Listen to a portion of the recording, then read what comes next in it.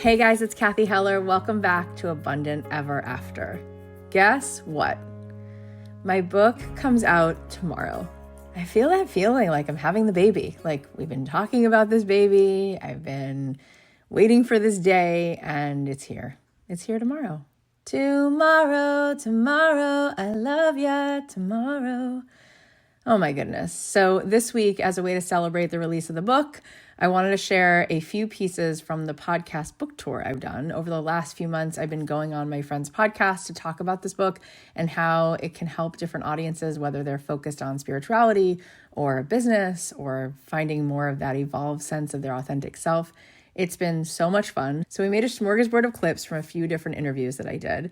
The full episodes will be released this week on my friend's podcast. So we're going to include links to those in the show notes in case you want to hear the full conversations. So first up, I want to share a piece of an interview I did with the amazing Hilary Hendershott on her podcast, Love Your Money. Take a listen. I couldn't stop reading your book, and it was on my screen, which is not how I normally read books. So that says something that I was like, it's just story after story after story. And you've renamed your podcast, and the name of the book is Abundance Ever After. The word abundance gets thrown around a lot. Some people could argue it is definitionless. So what is your meaning when you say abundance? What does that mean to you? I love that observation because it's true. What the heck does it mean? I heard that in Alaska, there's like 70 words for snow because it's always snowing. So it's like, what kind of snow?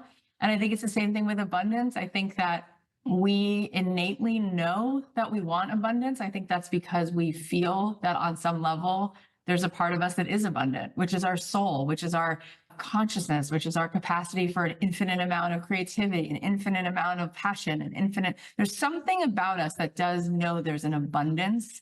And I think those of us who've ever been in a flow state, right? They now know how to measure that and look at flow state. Michael Jordan, is seen as somebody who could move into flow state. I think that to me is abundance, is that feeling that I am completely, totally in that feeling of flow, right? And then when you're in that feeling of flow state, you feel creative, you feel a feeling of it's more than inner peace because you're in creative mode, right? Which is it's not only this feeling of equanimity, you're so in overflow that you have the next idea and you have enthusiasm. And so I say that because if you ask somebody, sometimes they'll say abundance would mean, $10 million or a beautiful house. And then I'll say to them, can I ask you a question? As beautiful as that list is, I think you have bigger dreams. I think that more than you want piles of things, you want to feel life force moving through you.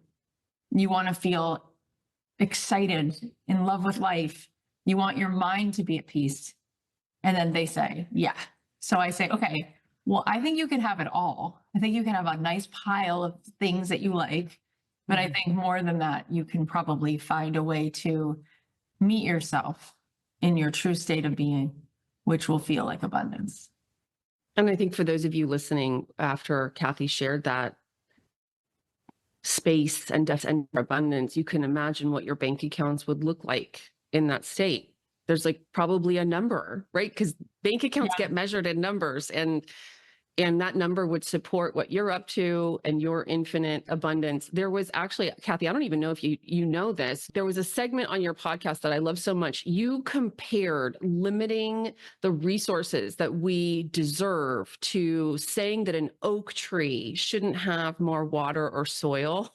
Right. It is ridiculous. It's when you look out at nature and you look at everything that God created, everything that's here, everything in nature, we co-sign that it's designed to thrive. We know that every eagle is designed to have enough that it can fly, and not just fly one day, once in its life, but it should have enough that it flies all the time. It's designed to do that. Right? A plant is designed to grow out of its pot and into the earth and to take root and to keep sprouting more. And a redwood tree wouldn't say to itself, oh my gosh, I should question, whether I should be this tall or take up this much space or have this much water. No, in its integrity, doing its assignment on behalf of the rest of the world, It needs to do what it needs to do. A dolphin cannot be put in a swimming pool. It needs enough ocean that it can flourish. We're the only things in nature that question whether or not we should be thriving, right? It's like, well, I'll just have just enough. Why? You weren't designed that way. You were designed to be an overflow. But when the story of scarcity takes hold, which is a lie, and says there's only enough for each of us to have a tiny crumb, then in some way you feel as though by you thriving and living into your potential, you're denying somebody else their abundance, when it's completely and totally not, A, is it not true, but B, it's the opposite, right? Like if I paint my house, the value of my house goes up, which means my neighbor's house just went up in value instantly. And if I open a store on Main Street because I'm excited about being an entrepreneur, I just created the opportunity for more activity on Main Street, which means I'm increasing the abundance for anyone who then opened a store. You know, it's like in the garden, if there's a tree that's starting to get weeds, you have to pull the weeds because it'll affect eventually the whole garden. But if there's a tree that's thriving, it's going to give life and it's going to pollinate everything else in the garden. It's going to add to the beauty for the whole ecosystem, which is really the truth, that we are each part of this oneness. We're part of our communities, part of our neighborhoods, part of the family, part of the country, part of the earth, part of the whole. And the more that each one of us steps into overflow in whatever form of abundance that is, health, vitality, that'll be contagious, right? You'll inspire other people to take their health seriously. The more you have an abundance of love, you'll give that love away. And same thing with wealth. The more you are wealthy, the more you will steward that wealth, the more you will be able to invest in the market and be underwriting things that other people can be a part of. And I do think it's important to define or think about abundance in contrast to the scarcity that you talk about, that it seems to me women are so willing to live in. In your book, you talk about what it took to unravel your good girl story and your good wife narrative, and to change those money beliefs so that you could convince yourself if you had money, you would still be relatable and not corrupted. What did that take? First of all, I'm really enjoying this conversation because you're not asking me the same questions that other people ask me. Even just listening to the podcasters' questions, people don't even go there with money. They ask me about the spiritual stuff. It's like they still haven't even worked through their own money stuff to like pull it apart, which is really interesting because I'm like, no, let's go into the belly of the beast. Let's talk about money. So I love that you asked me that. I think it's very much inside of women in general, this idea of like, I can either be a good person or have money. I can't be good and kind and nice and value driven and relatable if I'm also rich. It's just fascinating because when men, by and large, are raised, they're raised to feel that it's actually good to be a provider. It's good to make tons of money. Women are given the subconscious, subliminal, or overt message to be a pleaser, to make sure everyone's comfortable. And so we deny our own power because would we make people uncomfortable if we were also powerful? And then the question is, can you be kind and good and fierce at the same time? The answer is yes, right? Like you could be a lioness. You could be, think of an animal, think of a female lion, right? Who has both this true nurturing side and is also knows where her boundary is and knows how to show up for herself and for her children when she needs to. That doesn't make her not good. And that doesn't make her not gentle, right? It's really fascinating. We've made an unconscious decision that we will either be kind and good and loving and values driven, or we'll be rich and then we'll be thrown out of the pack because we've become powerful and now we're abusing power somehow, is what we think. It's a weird way that we judge each other because women don't judge men when they hit the Forbes list and on the cover of the New York Times. They judge women because they've actually been brainwashed that there's something not okay about that. So if they see a woman do that, what happens is that it's very confronting. And what they're thinking is, how dare she do that? I don't let myself do that, right? But why the hell not, right? Why not? Like when Taylor Swift made all this money over the last few years, she just paved a way for so many people to see a new possibility and was also so generous. Like she did things that people hadn't done, where she gave these bonuses to truck drivers and all. Amazing. Great. I love those stories. Fantastic. Right. So yeah, I talk about in the book, I say to women, like, I challenge you. Would you declare to your friends, to your family, would you say this at Thanksgiving dinner? Would you post on Instagram that you want to be in your healthiest era ever? And they're like, yes. I'm like, great, you should, because you would inspire people to get their steps in and eat healthier. I'm like, now, would you make a declaration out loud to your friends and family or to your followers on Instagram that you want to be in your wealthiest era? And right away, I say, be honest. And they all get super uncomfortable. And I say, so how on earth are you going to allow yourself to have more of something that you have that much shame around? And it's so toxic and it's so unnecessary. It is a neutral, beautiful resource. Like, do you feel that way about anything else in your life? Are you going to say, well, who am I to feel good physically and talk about how I no longer have headaches every day because I got off sugar, God forbid, because then I would make someone who does have a headache feel bad? No, you'll inspire that person that if they maybe put more energy into getting off their sugar, maybe they also won't feel so sluggish at 4 o'clock, right? Like, why can't you celebrate that there's enough vitality that goes around and other people will find their version of what's the healthiest choices they can make, right? We get that in health. We don't get it in, and we also don't get it in love sometimes. Like, women are afraid to share when something's really beautiful in their love life. They don't want to make people feel bad. That's saying on a deep level, you don't feel other people are capable of finding love. Why don't you be an inspiration and share vulnerably what it took for you to open your heart that wide, what journey you had to overcome to set better boundaries and not select jerks, or whatever it was that led you to that. Shine it, show a possibility, right? So we have it in certain ways, but the one we have it with the most is the permission to let ourselves be rich. It's like so toxic.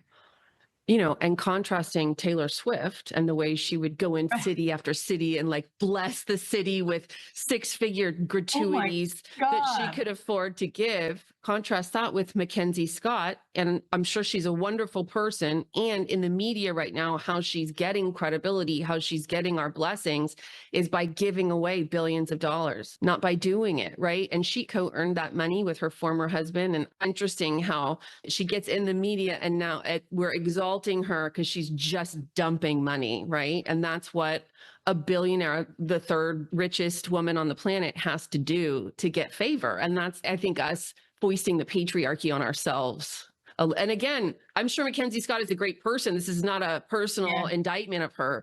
I just noticed that. Yeah, that's what Priyanka Chopra said that to me. I want to give her the credit because she said that when she came on my show. She said that she was actually supposed to go to law school, and to pay for law school, she entered a beauty contest and she won. And then she wound up on a totally different path. And then she got a lot of hate from women because there she was in her full confidence, winning beauty pageants, becoming an actress, getting paid, making money, doing the things. And she thought, it's interesting, she thought that men were giving her more encouragement than women. And she said she thinks like the patriarchy of the last many thousands of years made women believe that there's no room really for women to do that. And so if a woman does do that, she said, why don't you tip your hat to her and say, thank you for creating a path?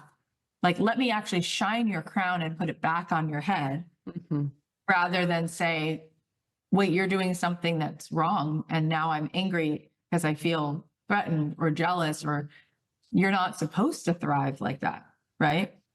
We could go further, but like, women don't necessarily celebrate like their own sexual well-being. It's like all of the ways in which a woman can just allow herself to feel good. It almost like feels like nails on the chalkboard when you first hear a woman talking about any version of like truly feeling fulfilled and satisfied, because it was so taken away from women for so long. Yeah. That it's confronting, right? And so we all had mean girls in 7th grade, right? Because the idea is like, who is she to do that? Versus, no, she's stepping up first in order to make room for you. And now there's a path so everybody can go down it. There's room for everybody. All right, now here's a clip from my episode with the delightful Bobby Richards and James Sweeting on their show, Business Made Simple. So many people out there, I'm including myself, will put everything ahead of me actually doing the things that take care of me, and that ultimately, like we've been talking about, then service everybody else. If I'm my best authentic self, or if I'm optimized to operate in my superpower 100%, I can then help provide abundance and lean into that with other people. But if I'm not, then I'm tapped. And I don't and leave me alone. And then I'm the worst to be around. And I'm taking away energy from people. Yeah. Like, what are ways that we can sort of escape that and even just start to promote that and incorporate self-care, day by day?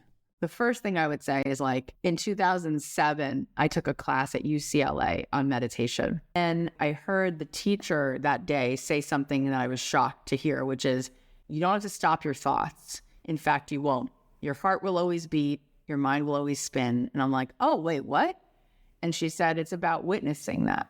And instead of being in the blizzard of the mind, just looking out at the blizzard. And when you think of it, like if it's Christmas morning and you're in a blizzard outside, that's not really fun. But if you're looking at it from inside the living room window, it's so beautiful. And so she gave that example. And she said, watch your thoughts with unconditional, non-judgmental awareness and just notice it. Like, oh, wow, there's a part of me that's still thinking about the past. Oh, wow. And with non-judgmental awareness, then ask yourself, who's doing the witnessing? That's you. And that part of you is wise. And that part of you is needing your attention.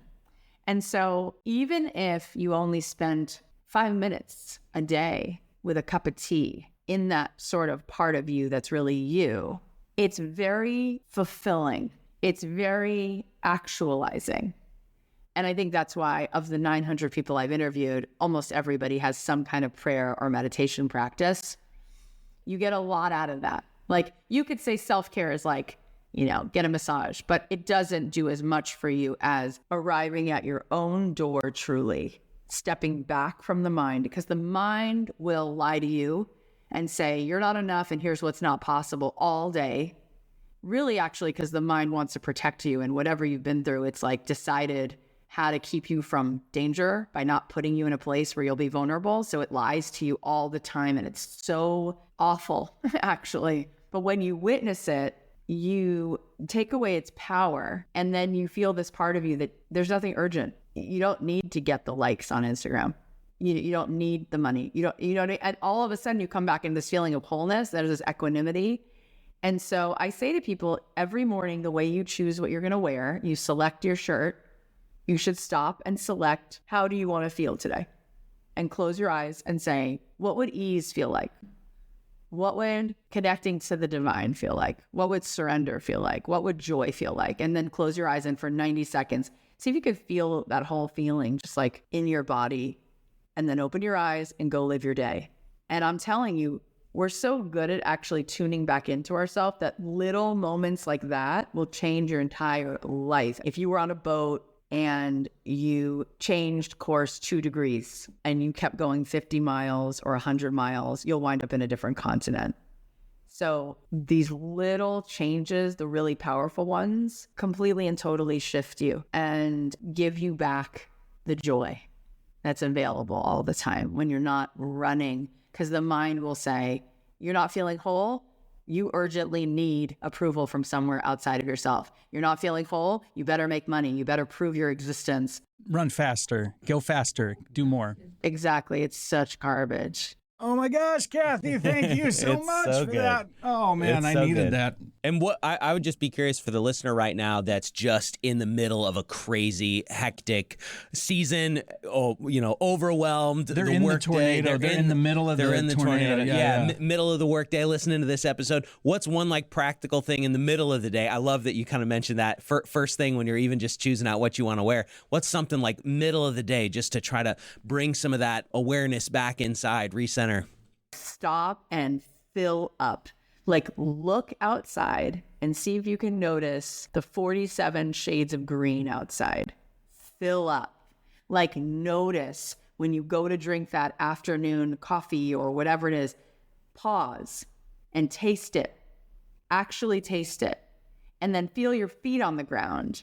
And then you literally feel like you're going to be brought to tears because you realize that we're often in the energy of striving and hustling and wanting to earn it, and it's coming somewhere in the future, when really we have to grow the muscle to feel the having, to really have what we have, to really sit at the Thanksgiving meal and be like, I am full, I am satisfied. Like, how often in our culture is the word satisfied coming out of people's mouths? It's because we live in an incredible country. It is the best in the world.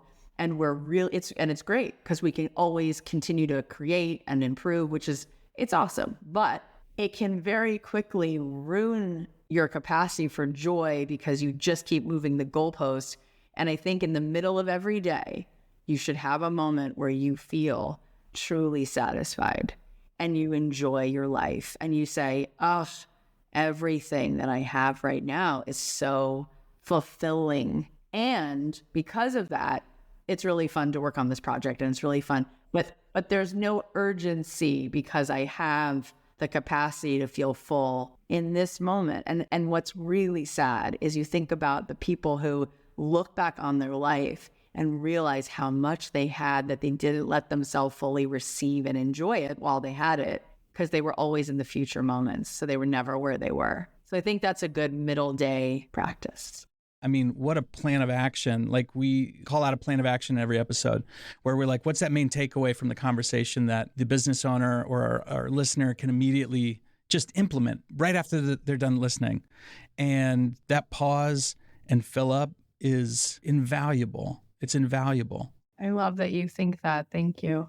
I also think for business owners, oftentimes there's a part of us since childhood that thinks when we're in the workday, we have to be serious a little bit.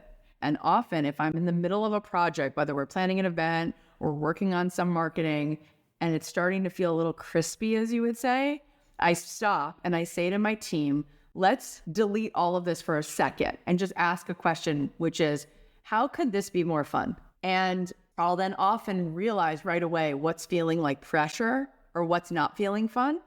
And then I'll say, how can I reapproach this and have fun with it? So often people are in the middle of a launch and they'll say to me, oh my God, how do you do so many launches? And I'm like, because I always remember that I better be having fun. And so if I'm doing the launch and it's all about the ROI and it's like, I won't have fun, I'll be stressed. But if I just say, forget it, this is my Sermon on the Mount. Maybe people buy, maybe people don't. I'm going to have fun with it. We're going to riff with it. We're going to come up with something new to do every day to make it silly and playful. Then I'll just enjoy the experience and then it won't matter. But then usually that's when the launch does better. And so, oh my God, like, could you just look at what you're doing and insert a little more joy and play? It'll probably go better. That's empathy for you. That's empathy for your customer right there. Now, this next clip is an interview I did with my dear friend Susie Moore on her podcast, Let It Be Easy. Here we go. Cathy, knowing you, everything with you is like rapid, like things happen so quickly, but that's because you're not throwing up blocks, right? It's not like, wait, let me sit down and create my action plan for reaching out to agencies because in 3 months, I'm going to be ready with my perfect email and with my perfect look and with the perfect song. And wait, let me read 10 books about how I might need to do, like you are. Yeah. No one's got time. I'm so impatient. That's the thing about you and me is I want to have fun right now. Mm-hmm. I think of myself as an impatient person, so I need to have fun right now. Mm-hmm. I can't wait to have fun. I can't put it off.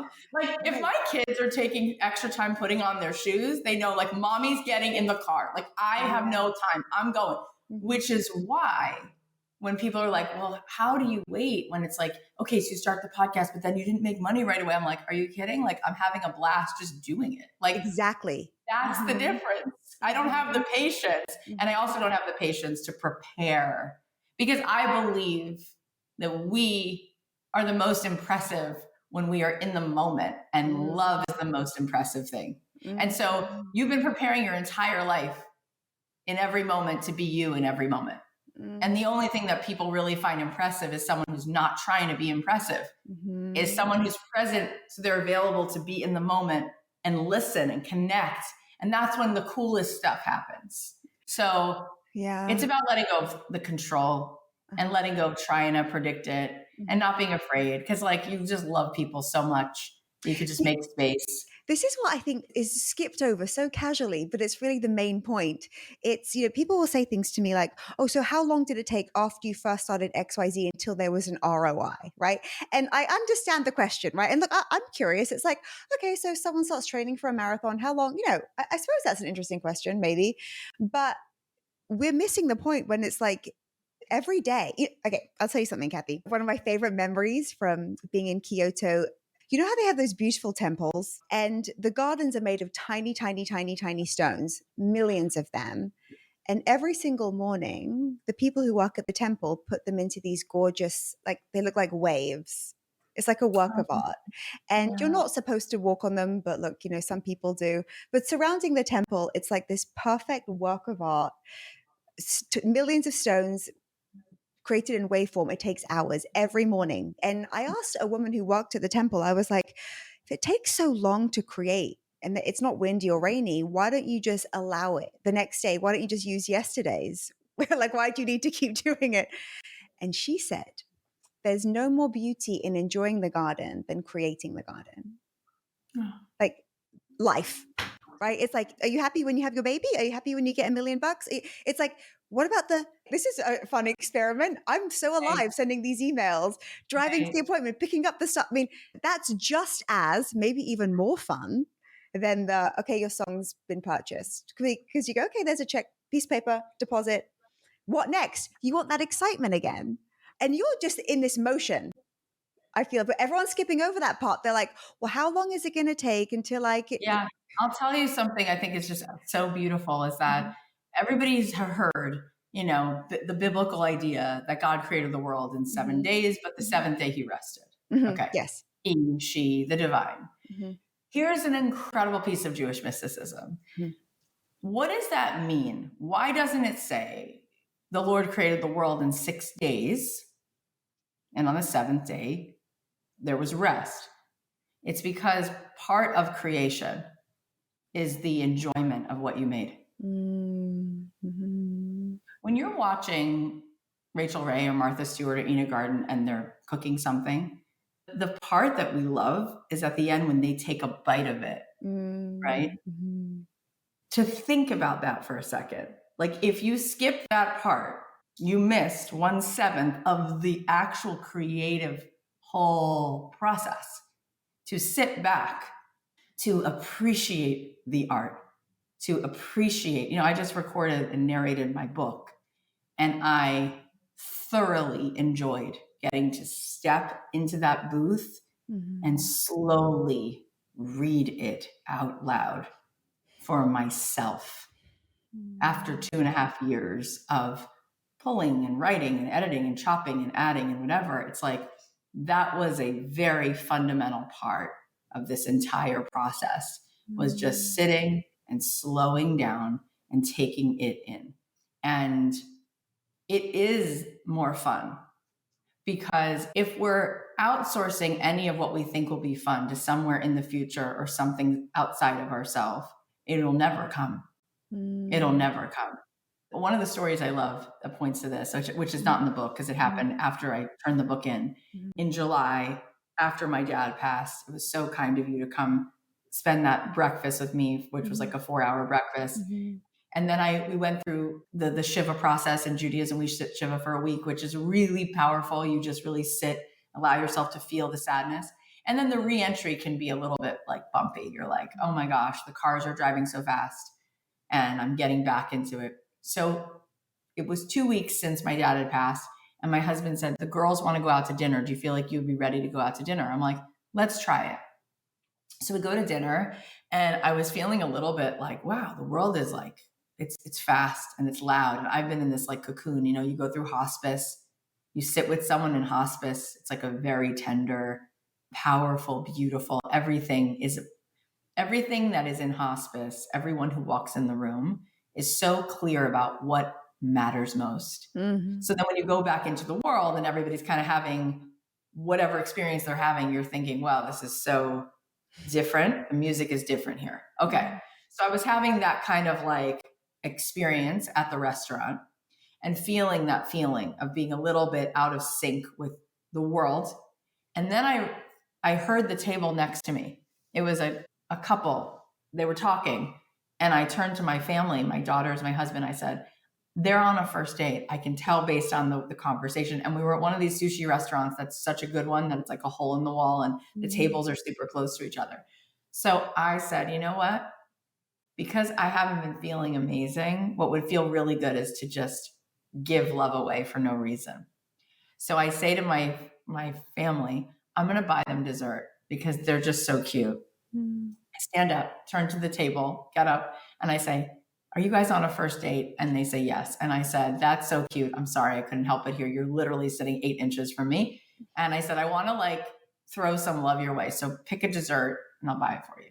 They're like, you're so cute. Oh my gosh. So the woman says to me, what's your Instagram? I want to follow you. I said, okay. So we follow each other. And then we leave and they eat whatever.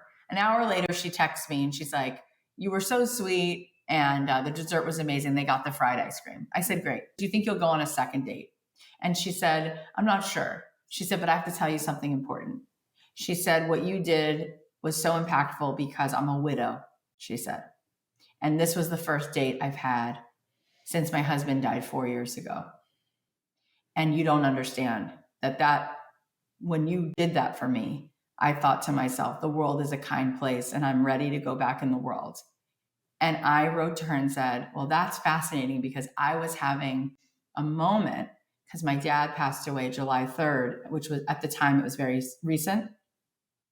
And she wrote back and said, my husband passed away on July 3rd, 4 years ago. And what I'm really saying is that God has put his signature all over the world. It's like Easter eggs hidden everywhere. It's like, what outcome? How many podcast articles or shout outs? How many dollars would I need to make to come close to the feeling I felt from having accessed something that was hidden in plain sight, 8 inches away from me, because I chose to be loving for no reason in the moment, for no ROI other than it felt good to do it because I'm the recipient of that feeling. And then there's this wink from the universe, like, we both then knew that her late husband and my dad we were all in that moment together. That makes you and it's like, I know. Right?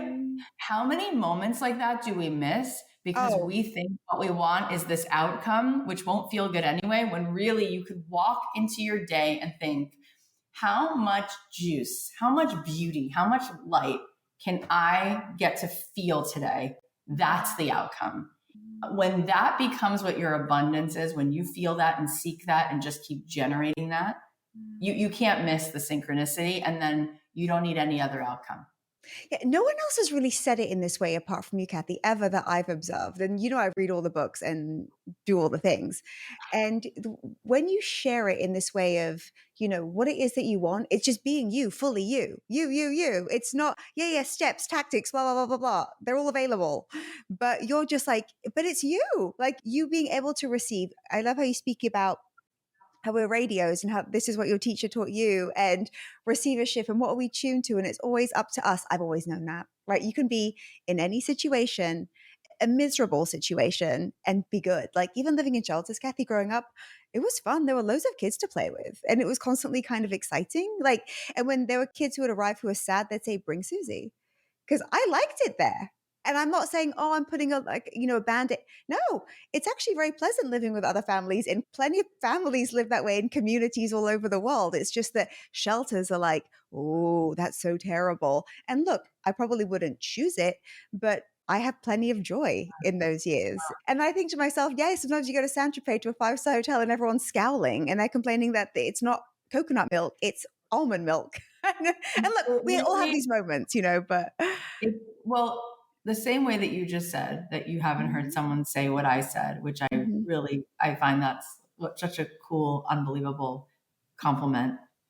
What you just said about the way you're able, I always say Susie Moore could have fun at an insurance seminar. Like Susie will have fun at the DMV, for God's sakes. And last week or the week before, I had to do service on my car. Mhm.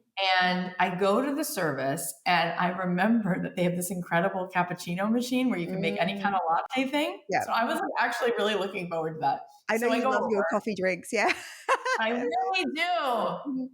So I go over and do that. And then there's this woman sitting next to me and she's really stressed out.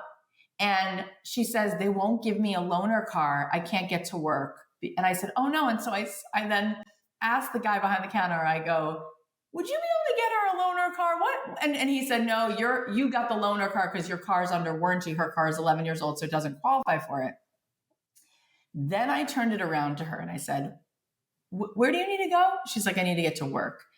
And then I say, how much do you work? And she says, I'm actually really overworked. And she tells me this whole thing about how she's stressed and she's a workaholic. I'm not joking. She just like throws me the softball. And I said, listen, how many hours is it? She said, it's going to take, they said about 6 hours or maybe 8 hours. And I said, so you're actually being given an opportunity. There's this really good cappuccino machine. There's a TV. It's air conditioned.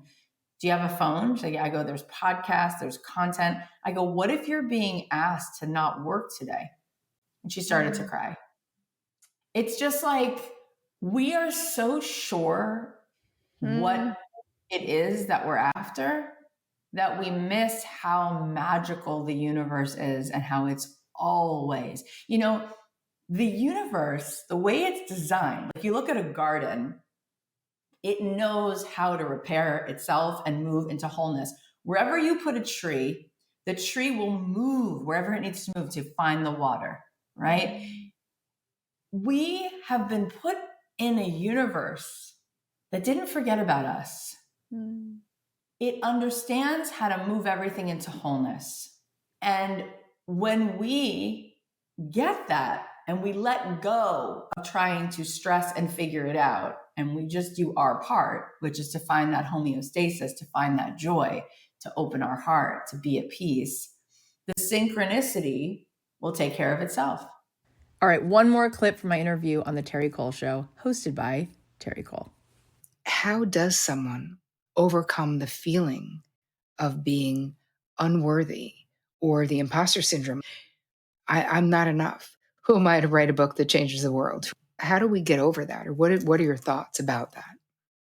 Yeah, I mean, first of all, Moses was in the desert for 85 years before he believed he was worthy enough to go deliver like this message.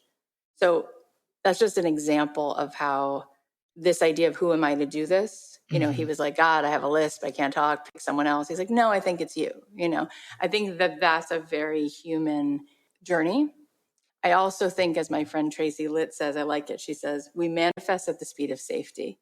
And what I've come to understand about all of us is, depending on the circumstances in which we've gone through our life, we have certain neural pathways of experience.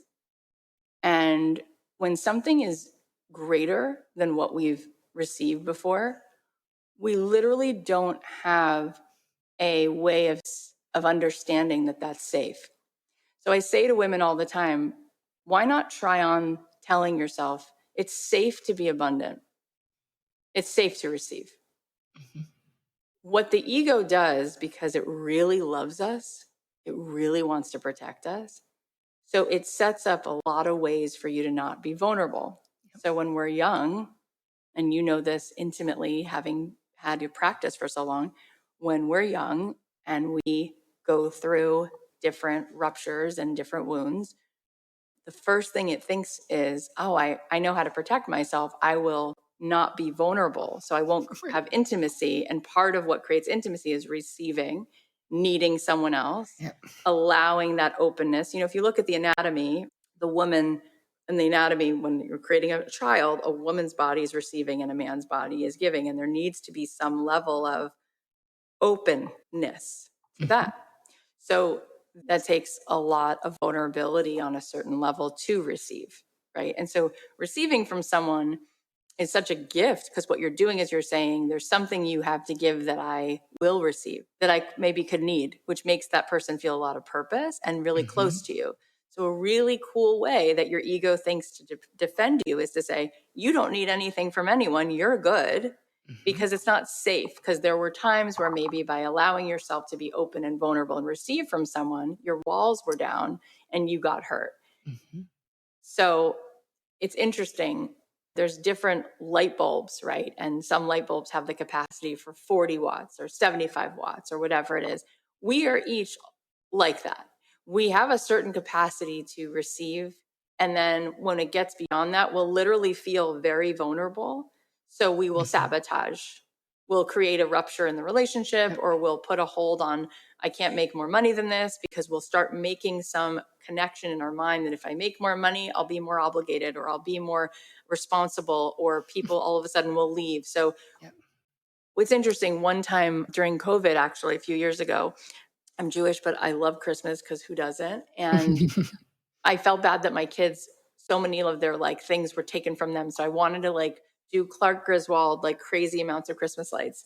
And so I called this guy on December 23rd and said, I know it's last minute, but could you just string, you know, a zillion lights on the house? And long story short, I paid him this like overage fee because it was like 2 days before Christmas. He came with all these lights, and my husband walked in and out of the house twice and said, it's not going to work. And I said to him, why is he being such a Debbie Downer? Like, so rude.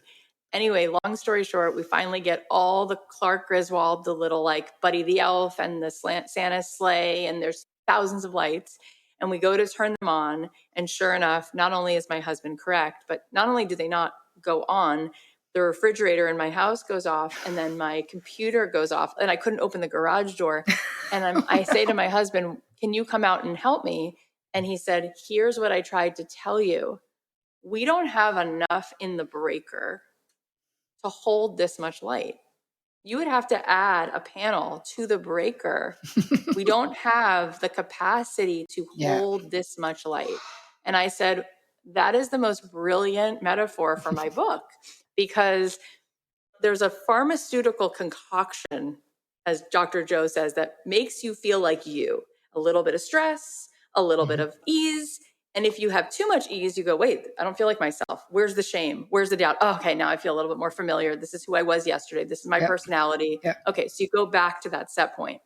What I'm saying is, we can literally teach our nervous system that it is safe to have a greater breaker, so we can expand to receive.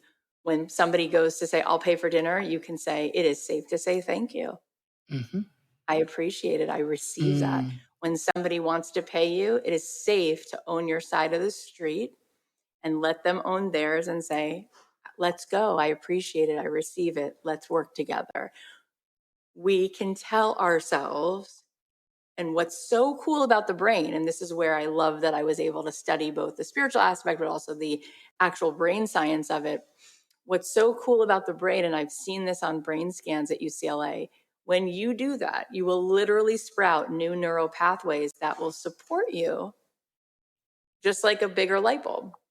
And you will be able to burn through the end of where you ended before, your capacity to receive, and your nervous system will catch up and say, we're good here. Now we have a new reference point, and we are safe to receive. And this is what people, and you know this, in relationships that are healthy, they teach each other, they heal one another by creating new, expanded reference points, which allows them more receptivity, more capacity to receive.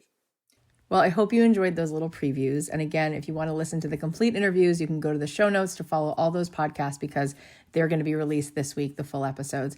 All right, now for some takeaways. Number 1, walk into your day and think, how much juice, how much beauty, how much light can you get to feel today?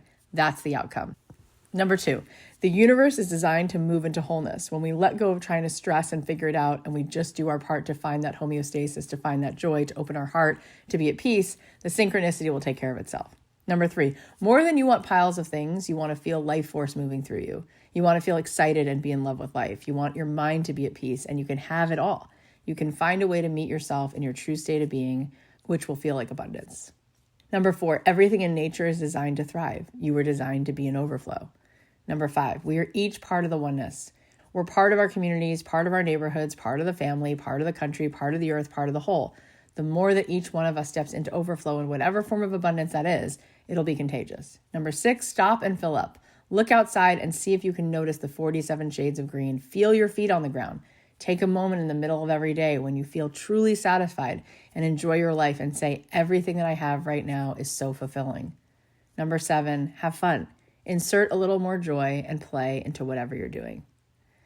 I know that I say this all the time, but I need to say this again. I'm so, so grateful for you. This podcast, this book that's coming out tomorrow, all the amazing things that we've been doing together over the past almost 8 years, none of it would be possible without you.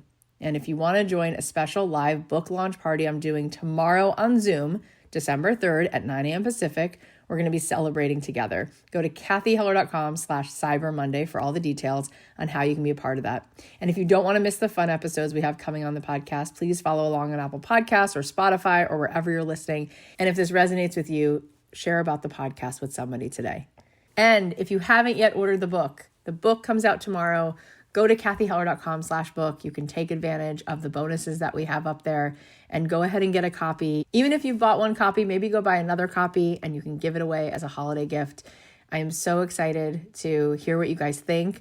Once you get your copy, if you bought it on Amazon, please go ahead and leave us an Amazon review because it helps us so, so, so much. And stay tuned because if you have bought the book and you leave us an Amazon review, we're going to send you a little bonus and some goodies just to say thank you for doing that.